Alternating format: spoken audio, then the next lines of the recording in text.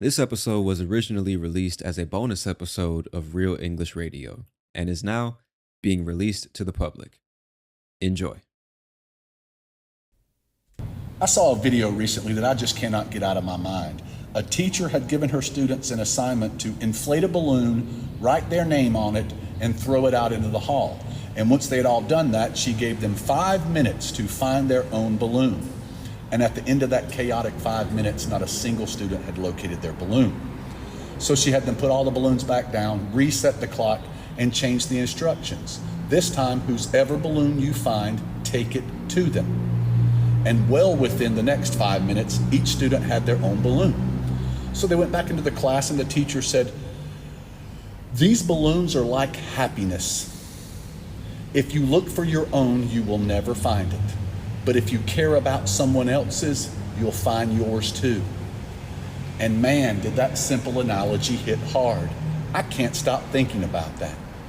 I hope somebody that needs to hear that hears that message. And I hope we're all having a great day doing our best. Take care. What's going on, my friend? Thank you for tuning in to another episode of Real English Radio. I am your host, Tony Kaizen, and today's episode is all about happiness.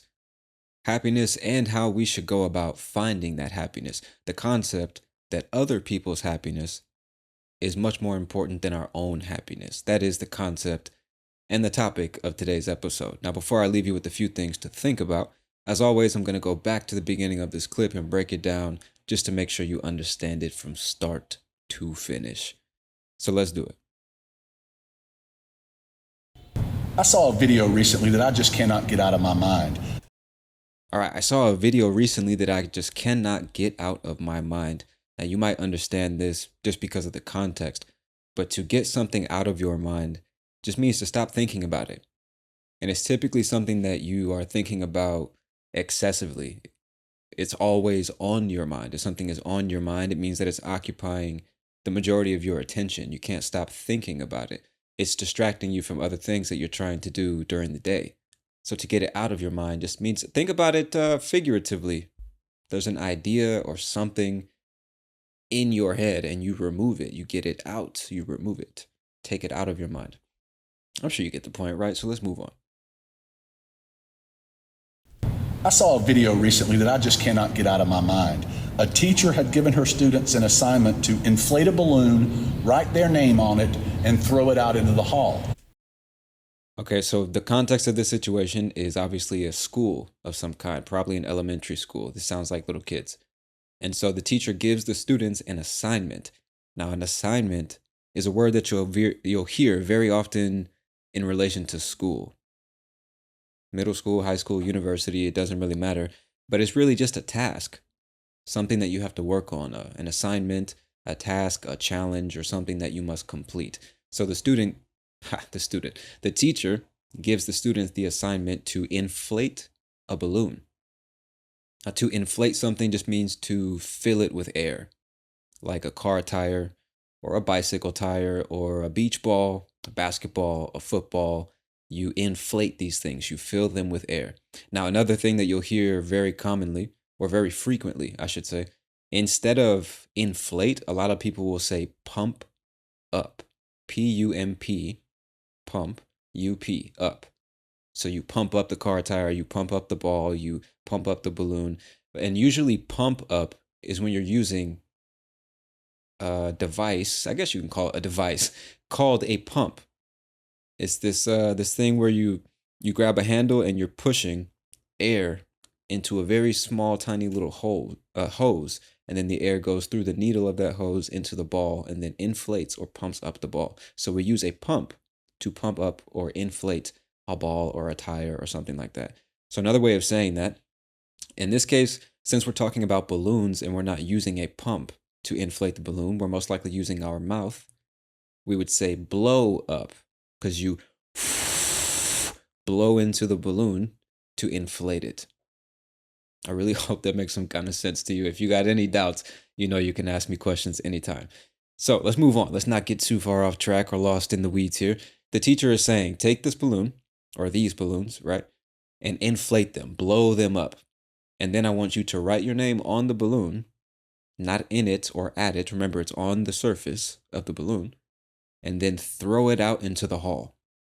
So they're in the classroom, they blow up the balloons, they write their names on them, and then they throw them outward into the hallway where people are walking up and down, like when you go from classroom to classroom, or from a classroom to the bathroom, or the classroom to the cafeteria, you're going to need to walk down a hallway. And on each side of that hallway, there's multiple classrooms, right? So they throw the balloons out of the room and into the hallway. And I believe that's where we stopped. So let me go back a few seconds and we'll continue. Hit a balloon, write their name on it, and throw it out into the hall. And once they had all done that, she gave them 5 minutes to find their own balloon. And at the end of that chaotic 5 minutes, not a single student had located their balloon. Okay, so she gave them 5 minutes to find their balloons in the hallway. And at the end of that chaotic or crazy or haphazard or confused 5 minutes, not a single student had located their balloon. Now, the phrase not a single it might not be something that you'll hear every day, but it is quite common. And we're just putting emphasis on the fact that the number or the quantity is 0. So just imagine there's 20 kids in the class and they're all looking for their balloons for 5 minutes. And at the end of it, 0 students found their balloon, which is quite remarkable. It's like, wow, it's almost hard to believe that. And so when we say not a single student, we're just trying to put emphasis on the fact that the main point, what you should really focus on is the fact that not one student found their balloon, not a single student, right? Not a single person in here smoked cigarettes. Not a single person in here would steal from you. Not a single day goes by that I don't think about learning English. You see what I'm saying? We're just emphasizing that it's not even one. So after those 5 minutes, not a single student had located their balloon. Now, to locate something is a very formal way of saying to find something. To locate something means to discover the location of that thing, which is the same thing as finding something. Generally speaking, obviously, there are probably exceptions. But when we're talking about us looking for something, whenever we come across that thing, we find it or we locate it. Same thing. All right, let's continue. Into that chaotic 5 minutes, not a single student had located their balloon. So she had them put all the balloons back down, reset the clock, and change the instructions. This time, whosever balloon you find, take it to them.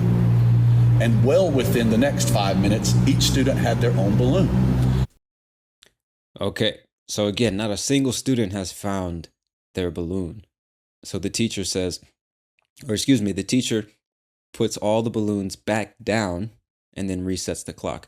So to put something back down, the way I understand it based on this context is the balloons were actually, you know what? As I'm sitting here thinking about it, I was going to say put the balloon back down implies that the balloons were floating in the air. But I don't believe that's the case. I believe in this case, the balloons were on the ground. The students picked the balloons up. Now they're holding them with their hands, obviously. And then to put them back down means to put them on the ground from where they were picked up. Am I making sense to you? Right? You pick up, now they're in your hands. To put back down basically means to return them to the ground. That's really what we're saying. After picking something up, you put it back down. Or you can put something down and then pick it back up. It all depends on the starting position. If it started in your hands and then you put it down, then you would pick it back up. If it starts on the ground, you pick it up and then you can put it back down.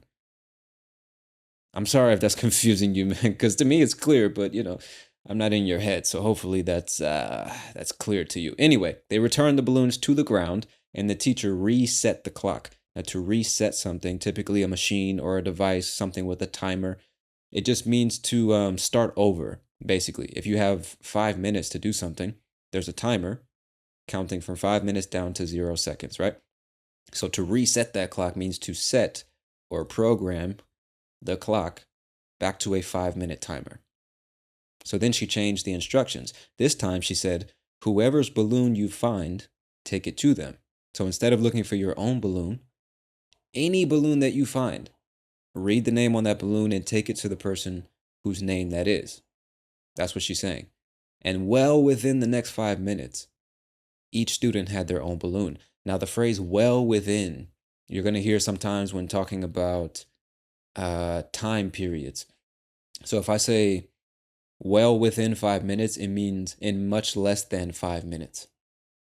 You have a 5 minute period to do something, and if you do it in 2 minutes, then you did it well within the time that was given to you. It just means much less than the time provided, generally speaking. All right, my friend, let's continue. Take it to them. And well within the next 5 minutes, each student had their own balloon.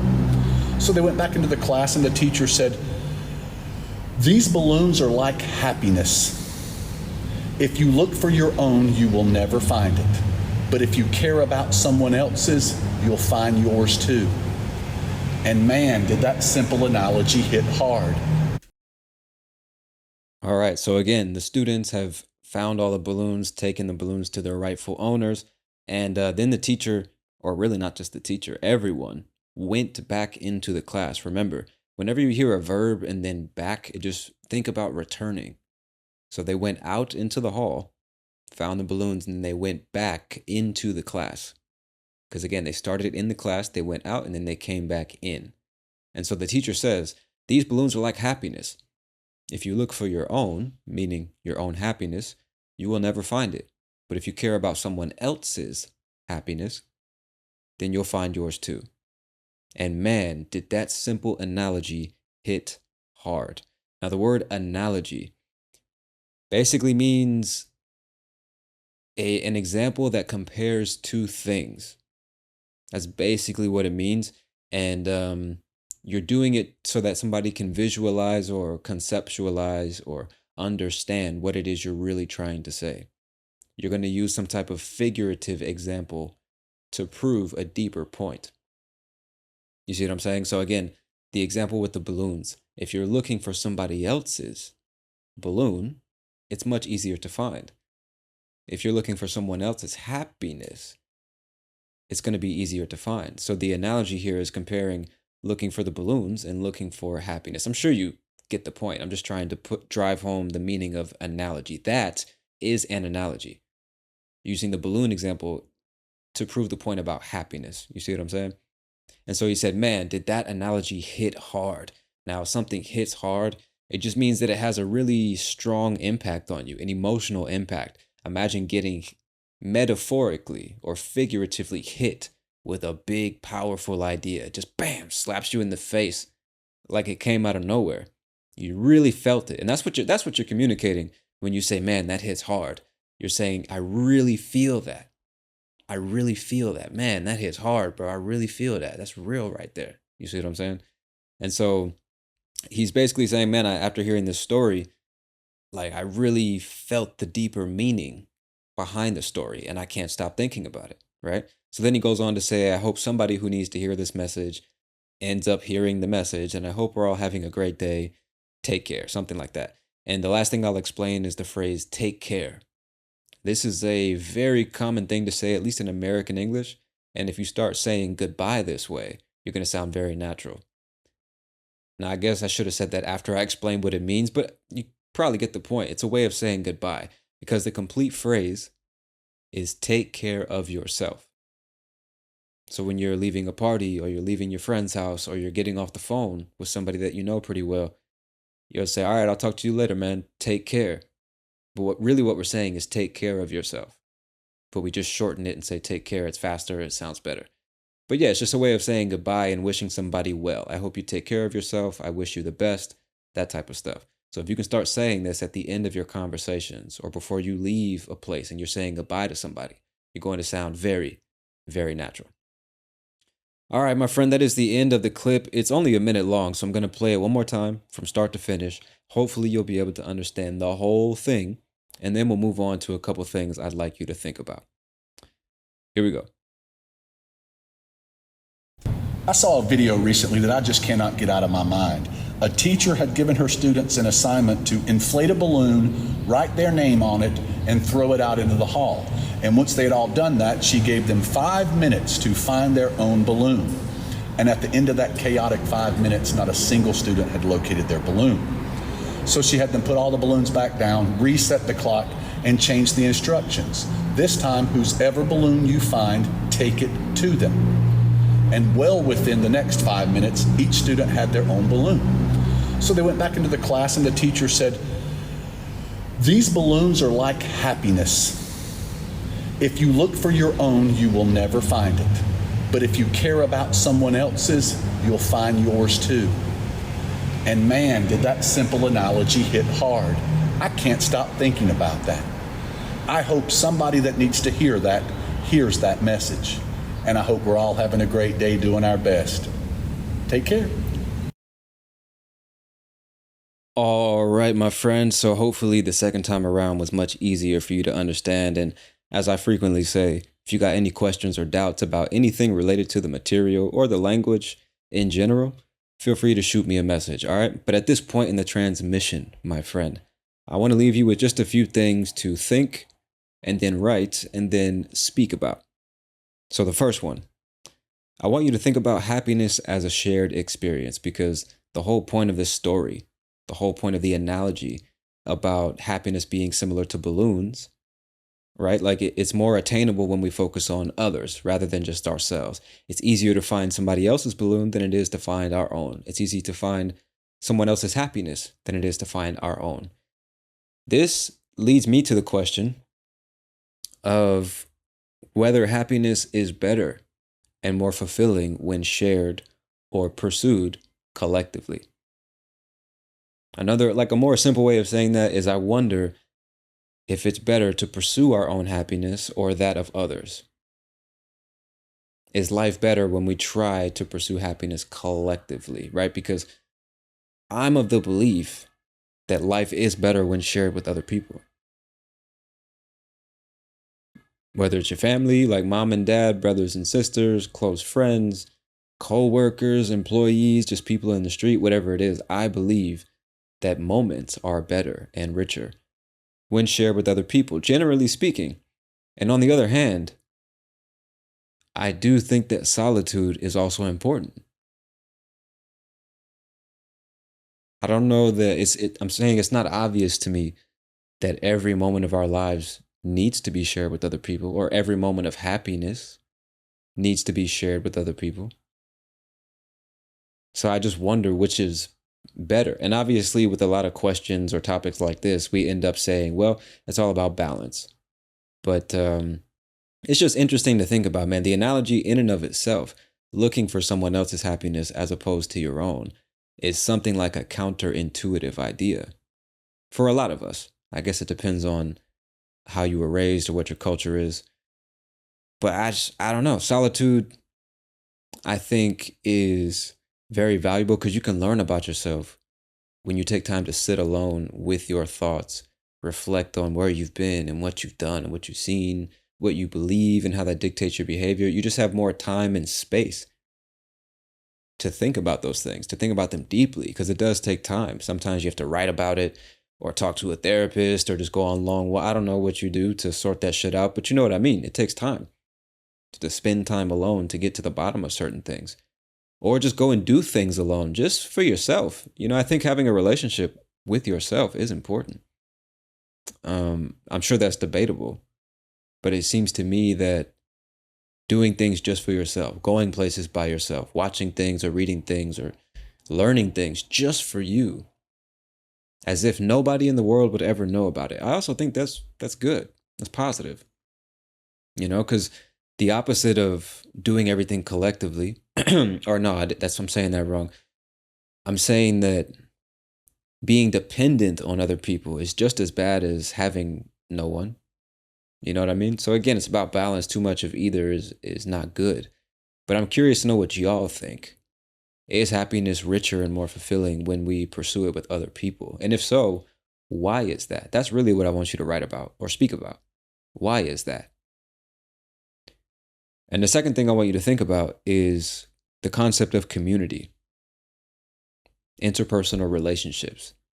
Because when you think about that, well, when I think about this story, it makes me think about a major difference that I've noticed between the US and Thailand. And I've only been here, let me see, 1, 2, 3, 4, like 5 months now here in Thailand. But from the very beginning, one thing that stood out to me was that Thai people really seem to value their community. Family is really important. The Thai community is really important, you know? And especially in a city like Bangkok, which is visited by millions of people every year, foreigners coming from all over the world, coming to live here as well. There's just tons of foreigners in this city. And what I see happen a lot is that Thai people will always put other Thai people before foreigners in terms of the way they treat people, in terms of the way they do business. If there's a problem in the street and stuff like that, and the police get called, like if you're not from here, you're just at a disadvantage when it comes to getting a favorable outcome in many situations. And I'm generalizing, obviously. But what I'm saying is I noticed they really value their own. Thai people value Thai people above all else. And I don't say that to say that they treat everyone else like shit. They don't care about anyone else. It's that their community comes first, even before themselves as individuals. Thailand comes first. The kingdom comes first. Our people come first. And I could be wrong about that, but it's just my impression. And I contrast that, or it's a better way to say that. On the other hand, when I think about my country, it's like the exact opposite. I'm sure we have something like a reputation for being very individualistic in the United States. Everyone's out for themselves. It's just me, myself, and I. It's all about me. I'm the main character. I'm the star. Fuck everyone else. And again, I'm generalizing because not everybody is a selfish fucking prick. But I'm just saying that the culture is much more self centered. And I'm sure there are many reasons for that. We could do 3 or 4 episodes just about the history of how we became so individualistic. But the point is, it's just a strong contrast from what I'm experiencing here in Thailand. Like out in the US, it's not really like American people come before anybody else or my country comes before me because we're something like a multicultural country, you know? And whether we like it or not, the way you look, the way you talk, your ethnic heritage plays a big part into who you are, or at least how you see yourself. And so you have like the community that is the United States, but then there's a bunch of sub communities. There's 50 states and multiple cultures, right? You have Asian Americans, African Americans, European Americans, you know what I mean? There's Latin Americans. So with all these different cultures and peoples mixed together, it's, I think, one of the reasons that we don't really have this unified like vision of what the country should look like or a unified goal that we're working towards as a people. It's because we're from all over the place. And half the time we don't even understand each other. So how can we unify? You know what I mean? And so when I think about the US, I think that's part of the reason for the individualistic way of life. And more importantly, I think that although individualism is important, thinking about the self is important, I do see the value in a more traditional community based culture where it's not just all about me and what I want and me being an individual. It's more about what's best for the country, what's best for our people, what do we collectively value? What are some things that we can stand on, a real foundation on top of which we can build? You know what I mean? I don't know if I'm making any sense. It's just something I think about from time to time being out here in Thailand.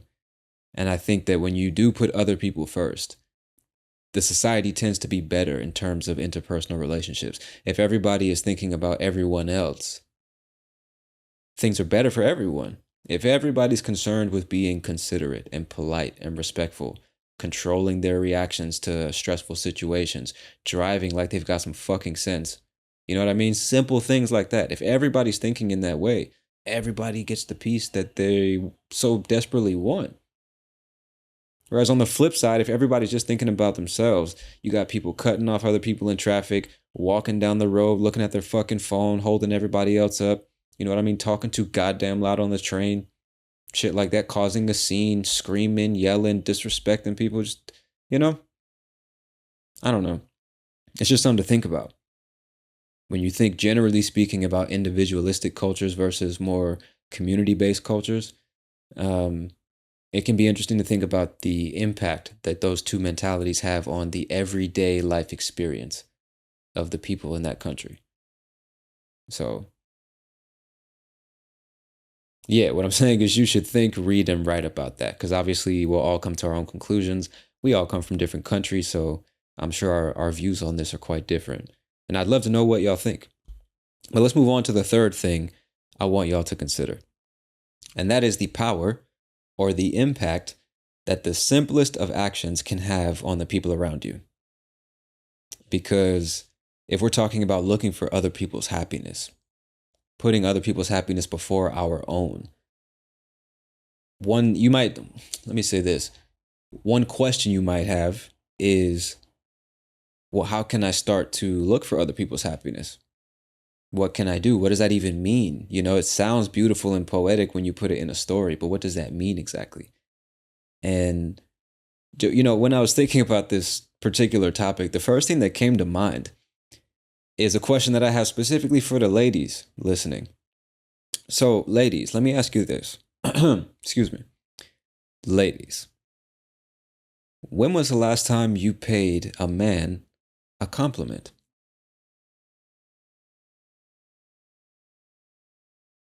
Whatever you're doing, I just want you to pause for a second. Just stop and think. When was the last time you gave a man a compliment?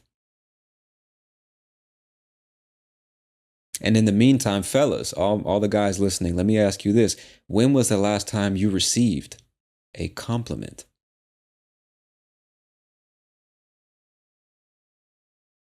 I honestly can't remember the last time, if I'm being real with you. And the reason I'm asking that, well, like I said, it was the first thing that came to my head when I was working on this episode. And it's just one of those small things. I think it's a great example of a small thing that makes a big difference. And I'll tell you why. Most dudes don't often get paid attention to by the people around them, by their friends, by women, their family, whoever it may be. Like, generally speaking, you know, most average dudes are not the center of most people's attention. I hope that we can agree on that. And if we can't, that's fine. That's my opinion. And so what I'm saying is, if you ask the ladies, I actually want you to do this as a thought exercise. Actually, not even a thought exercise. Actually try this. Just any man in your life, just ask them, when was the last time they got complimented? And watch them like roll their eyes back and search years into the past for the last time somebody noticed something about them and then cared enough to say it. It almost never happens for most dudes. You know what I mean? And so whether you're a man or a woman, it doesn't matter, obviously. But ladies, I'm just saying, you know, one simple thing you could do to spread a bit of joy. Anybody can do this. I'm going to stop saying ladies because anybody can and should do this. One simple thing you can do to spread joy and happiness and positivity to the people around you is just look for opportunities to give people compliments about anything. About anything. Ladies, the next time you see a man that like clearly put some fucking effort into his outfit, he's got on clean shoes, a nice shirt, some pressed jeans, got a nice hairstyle or whatever you like, his beard, whatever it may be, just walk up to him and tell him that. You know, I love those shoes, man. You look stylish today. You look so handsome. You look great. And then just walk. You don't have to say anything else. Just leave. Just walk away. I guarantee you, he's going to remember that compliment for the next 3 years. Real shit. I remember compliments that I was given like 6 years ago. Because it almost never happens. I'm telling you, bro. I need some of the guys to back me up on this one. This is not a joke. This is real shit. Like, dudes remember compliments because they almost never get them. You know? So, ladies, you want to spread a bit of joy. Then, you know, like the guy that you see sometimes, he just looks angry all the time. Just go over and give him a compliment. He may not show it. He's going to appreciate that shit. Everybody appreciates genuine compliments, right? Because a compliment is basically communicating, like I said, I'm paying attention to you. I noticed something about you. And I want to tell you I think it's positive. I think it's great. I approve. Right? Who doesn't appreciate that shit? And that doesn't mean just go around giving people empty, fake ass compliments, trying to be nice. It means pay attention to the people around you and look for things that you could compliment. Compliment them on, I should say. Right? It's just something to think about. I don't, again, preparing this episode, that was the first thing that came to mind. I'm sure there's a million small things you could do to try and spread more positivity, but that's the one I suggest to you. Is just give genuine compliments to people without expecting anything more from the interaction. And then once you get over the anxiety of doing that, because it's going to be scary at first if you don't have the habit of doing that, especially in 2024, where everybody's scared to fucking talk to each other. It feels quite nerve wracking. You might get a little anxious before you go and give a complete stranger a genuine compliment, especially if it's about their appearance. You know, you might feel creepy or weird. You don't want to disturb them or whatever. You got to get over that shit. Then get in the habit of just complimenting people. And then you might even realize that those compliments just lead into small talk.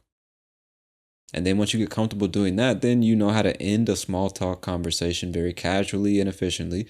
And then you realize, oh, I can go from compliment to small talk to a real conversation, depending on the situation.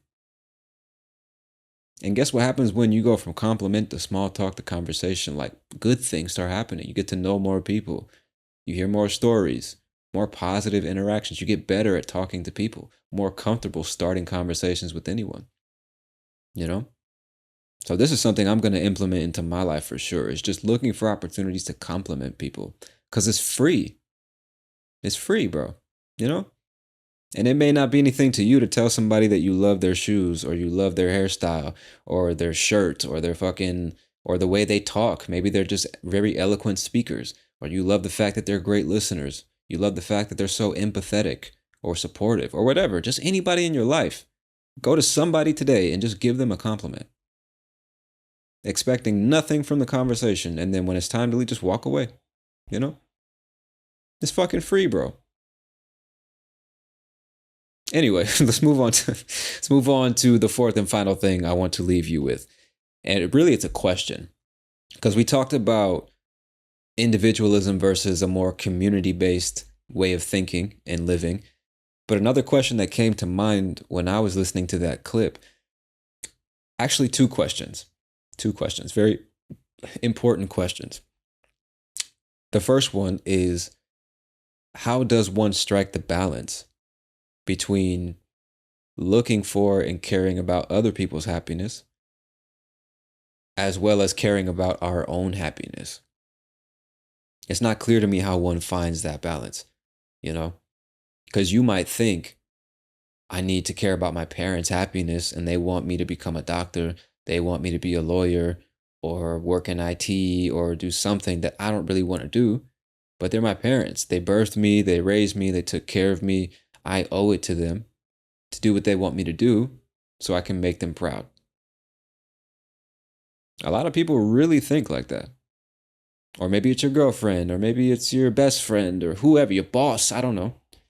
And you're really concerned with making them happy, making them proud, even if it means doing stuff you don't really want to do. It's like, what's the right answer in that situation? You know what I mean? Do I put myself first or do I put them first, right? So that's a simple example of a time when you have to ask yourself, what's more important? What's going to make me happy or what's going to make the people I love happy? Because they're not always the same thing. And after thinking about that for a while, I think that the way we find that balance is by trying to add to other people's happiness while can't fucking talk. Trying to add to other people's happiness while remembering that we are not responsible for other people's happiness. That's the way I see it. It's like I'll do whatever I can to add to the positivity that you experienced today. But it's not my fault if like something that I'm doing is making you unhappy, especially if we're talking about something I'm not doing to you. You're just unhappy about what I'm doing with my career or my money or my time or some shit like that. For whatever reason, you're unhappy about that. That's not really my responsibility, you know? But as your friend or your boyfriend or your husband, your dad, your cousin, your brother, whatever, then yeah, I'm going to try to add to your overall happiness, but it's supposed to be a bonus. It's hard for me to say anybody should be responsible for anybody else's happiness. I don't know if I agree with that idea. So I think if there is a way to find the balance, I think it's by keeping that in mind, you know? It's like we want to add to people's happiness, but we're not responsible for it at the end of the day. You can't control how other people feel or what they think. We can only try to influence those things, you know?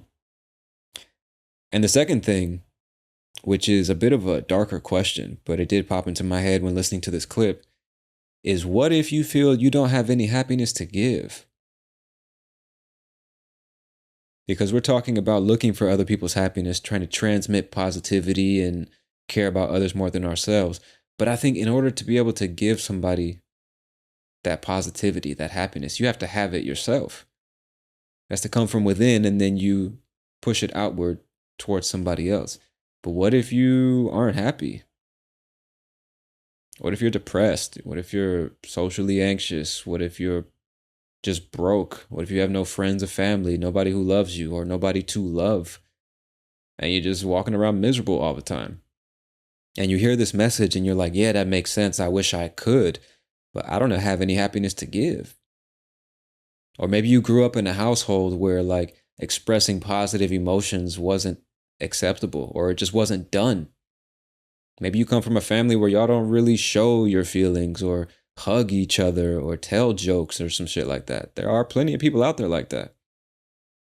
And so then what do you do?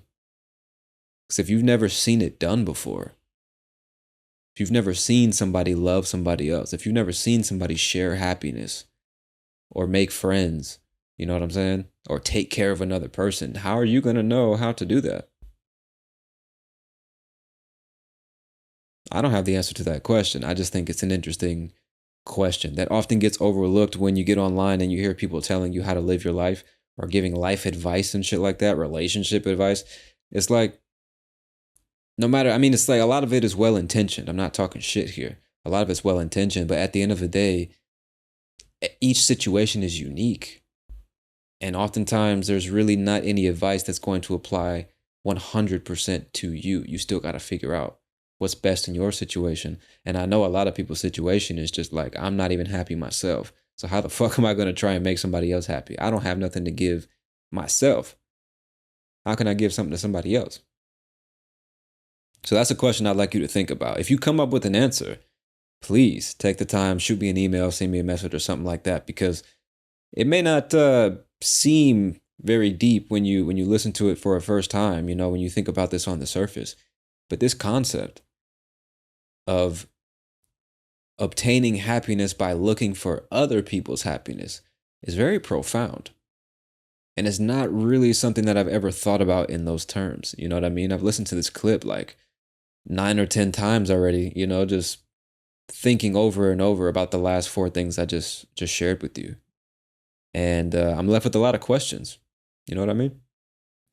But anyway, that's all the questions I got for you, my friend. Remember, you got to write about these things, talk about these things, put this stuff into practice, exercise your English with these fascinating topics. All right, my friend. But that's it for this episode of Real English Radio. I'm your host, Tony Kaizen, and I'll talk to you soon. Peace.